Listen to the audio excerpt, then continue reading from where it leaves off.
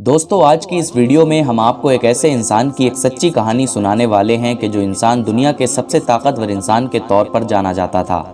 یہ ایک ایسا انسان تھا کہ جو ہزاروں لوگوں سے اکیلے مقابلہ کر سکتا تھا اور ہزاروں لوگوں کو ایک ساتھ جان سے مارنے کی ہمت رکھا کرتا تھا۔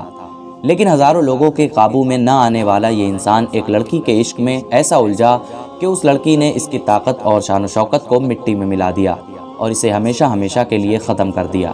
دوستو اس انسان کا ذکر یہودیوں کی دھارمک کتاب تالمود میں کیا گیا ہے اور ساتھ ہی ساتھ عیسائیوں کی کتاب بائبل میں بھی اس کے بارے میں لکھا ہوا ہے، اور اس کے علاوہ مسلمانوں کی کچھ کتابوں میں بھی اس انسان کا ذکر کیا گیا ہے، اور اس انسان کے اوپر ہماری دنیا میں بہت ساری موویز بھی بنائی جا چکی ہیں۔ تو چلیے آج کی اس ویڈیو کو شروع کرتے ہیں اور اس انسان کی کہانی کو جاننے کی کوشش کرتے ہیں کہ آخر اس انسان کے پاس ایسی کون سی طاقت تھی کہ جس کی مدد سے یہ ہزاروں لوگوں کو ایک ساتھ مار کر ہمیشہ ہمیشہ کے لیے ختم کر سکتا تھا، اور ساتھ ہی ساتھ ہم آپ کو یہ بھی بتائیں گے کہ آخر اس کی طاقت کا وہ کون سا راز تھا کہ جسے جاننے کے بعد ایک عورت نے اس کو ہمیشہ ہمیشہ کے لیے ختم کر دیا تھا۔ دوستو اس انسان کو سیمسن کے نام سے جانا جاتا تھا، اور سیمسن کی یہ کہانی اس وقت سے شروع ہوئی کہ جب حضرت موسیٰ علیہ السلام اس دنیا سے ظاہری طور پر پردہ فرما گئے۔ حضرت موسیٰ علیہ السلام کے ظاہری طور پر پردہ فرمانے کے کچھ وقت کے بعد تک تو بنی اسرائیل کی قوم سکون کے ساتھ اس زمین پر رہتی رہی، لیکن دھیرے دھیرے اس قوم نے برے کاموں کی طرف بڑھنا شروع کر دیا۔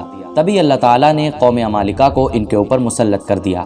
قوم عمالقہ نے بنی اسرائیل کے اوپر بہت ظلم و ستم کیا، ان کے سارے شہر چھین لیے اور ان کے بہت سارے لوگوں کو گرفتار کر لیا۔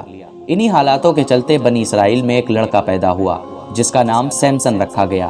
روایتوں کی مانیں تو سیمسن کی پیدائش سے پہلے اس کی ماں نے اللہ تعالیٰ سے یہ منت مانگی تھی کہ اگر اس کے گھر لڑکا پیدا ہوا تو وہ اسے شراب اور اس جیسے تمام برے کاموں سے دور رکھے گی، اور اس کے علاوہ اس کی پوری زندگی میں کبھی اس کے بال نہیں کاٹے گی۔ دوستو سیمسن کی پیدائش کے بعد کبھی اس کے بال نہیں کٹوائے گئے۔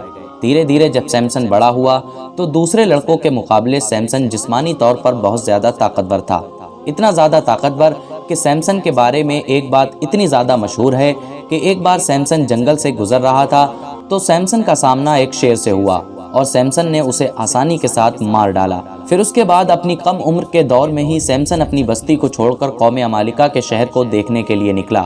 وہاں پہنچ کر سیمسن کی ملاقات تیمنہ نام کی ایک لڑکی سے ہوئی۔ یہ دونوں آپس میں محبت کرنے لگے، لیکن قوم بنی اسرائیل اور قوم عمالقہ کے آپسی جھگڑوں کے باوجود بھی ان دونوں نے ایک ہونے کا فیصلہ کیا۔ لیکن اس شادی کے دوران سیمسن شادی میں آئے ہوئے کچھ مہمانوں یعنی قوم عمالقہ کے کچھ لوگوں سے ایک شرط ہار گیا۔ اس کے بعد طے یہ ہوا کہ سیمسن جب تک شرط میں ہاری ہوئی قیمت یعنی 30 کپڑے کے تھان نہیں لوٹائے گا تب تک اس کی بیوی تیمنہ یہیں رہے گی۔ اس کے بعد سیمسن کافی زیادہ پریشان ہو گیا۔ اسی پریشانی کی حالت میں وہ جب اس شہر سے باہر نکلا تو اس نے 30 آدمیوں کا ایک قافلہ دیکھا، اور ان 30 آدمیوں کو مار کر اس نے سارا مال لوٹ لیا اور شرط میں ہاری ہوئی قیمت کو چکانے کے لیے واپس آیا۔ لیکن جب تک تیمنہ کا باپ اس کی شادی کسی دوسرے انسان سے کر چکا تھا۔ جب سیمسن کو یہ پتا چلا تو اس نے غصے میں آ کر قوم عمالقہ کے سارے کھیت جلا ڈالے، جس کے بدلے میں قوم عمالقہ کے لوگوں نے اس کی بیوی اور اس کے سسر کو قتل کر دیا، اور اس کے علاوہ بنی اسرائیل سے یہ مانگ کی کہ وہ سیمسن کو جلد سے جلد ہمارے حوالے کر دے، ورنہ ہم لوگ پوری بنی اسرائیل قوم کو ختم کر دیں گے۔ بنی اسرائیل نے اپنی جان بچانے کی خاطر سیمسن کو قوم عمالقہ کے حوالے کر دیا، لیکن سیمسن نے عمالقہ کے قابو میں آنے کے بجائے صرف ایک گدھے کی ہڈی کی مدد سے ان کے 1000 سپاہی مار ڈالے۔ سیمسن کے اس کارنامے نے سیمسن کو بنی اسرائیل کا ہیرو بنا دیا، یہاں تک کہ یہودیوں نے سیمسن کو اپنا غازی مان لیا۔ اس حادثے کے بعد قوم عمالقہ کے لوگ اتنا زیادہ ڈر گئے کہ وہ سیمسن کے سامنے آنے سے گھبرانے لگے۔ ان کی غلامی میں رہنے والی قوم یعنی بنی اسرائیل سیمسن کے بھروسے قوم عمالقہ سے جنگ کے خواب دیکھنے لگی۔ وہیں دوسری طرف قوم عمالقہ کی نیندیں اڑ گئی تھیں۔ یہ لوگ دن رات سیمسن کے خلاف سازشیں کرنے لگے۔ جب کوئی سازش کامیاب نہ ہوئی تو انہوں نے اپنی قوم سے ایک بے حد خوبصورت عورت کو چنا اور اسے سیمسن کی طاقت کا راز معلوم کرنے کی ذمہ داری سونپی، اور بدلے میں اس عورت کو 1100 سکے دینے کا وعدہ کیا۔ اس کے بعد دلائلہ نام کی اس عورت نے سیمسن سے ملنا شروع کر دیا اور اسے اپنے عشق کے جال میں پھنسانا شروع کر دیا۔ دھیرے دھیرے دلائلہ کے پلان کے مطابق سیمسن اس کا دیوانہ ہو گیا۔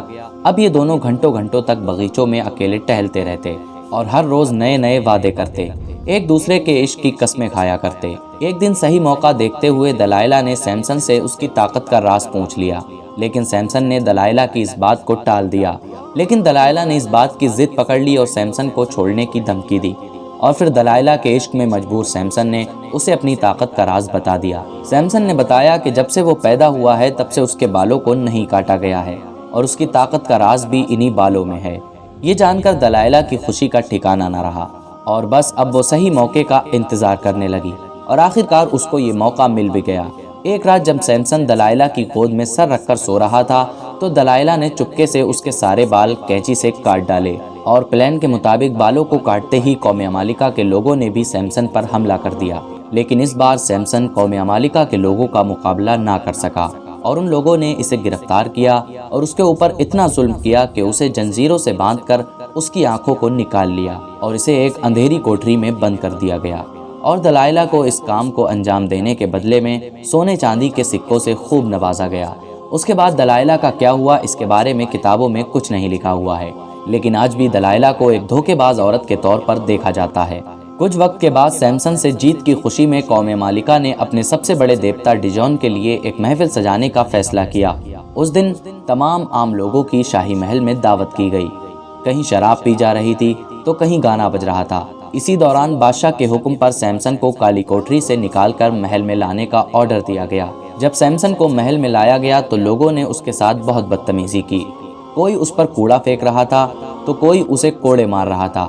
جہاں ایک طرف قوم عمالقہ جیت کے نشے میں چور تھی تو وہیں دوسری طرف سیمسن اللہ تعالیٰ سے اپنے گناہوں کی توبہ کرتے ہوئے اپنی طاقت واپس آنے کی دعا مانگ رہا تھا اور آخرکار سیمسن کی دعا قبول ہوئی اور اس کی طاقت واپس آ گئی۔